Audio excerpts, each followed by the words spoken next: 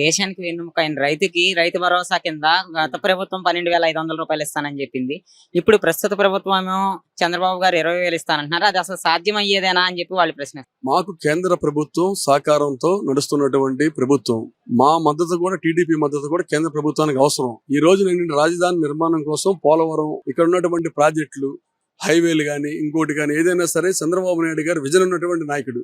ఆ విజన్ ఉన్నటువంటి నాయకుడు అవసరం వారికి ఉంది, వారి అవసరం మాకు ఉంది. కనుక 100% కేంద్ర ప్రభుత్వం ఇస్తున్నటువంటి నిధులు కాకుండా రాష్ట్ర ప్రభుత్వం సంపద సృష్టిస్తుంది. సంపద సృష్టించి వారందరికి కూడా ఇస్తాం. 100% ఈ రోజే మరి రైతు భరోసా ఇస్తారు. ఆ రైతు భరోసాలో ఎంతమందికి ఇచ్చారన్నది కూడా మీడియా పత్రికా సోదరులు కూడా మరి 2-3 రోజులు తెలుసుకుంటారు. వాళ్ళు చెప్తారండి, 100 మాటలు చెప్తారు. చేతగానాడు ఏ మాట అని చెప్తాడు.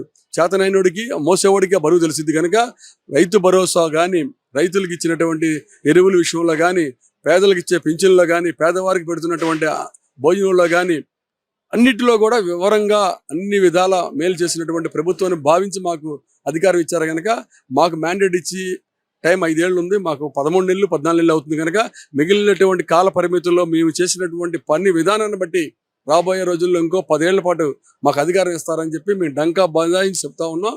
జగన్ చేసే పనులకి పొంతన ఉండదు, వారు చేసినటువంటి పనులకి విశ్వసనీయత ఉండదు. కనుక ప్రజలు వారిని దూరంగా పెడతారని ఈ సందర్భంగా మేము తెలియజేస్తున్నాం.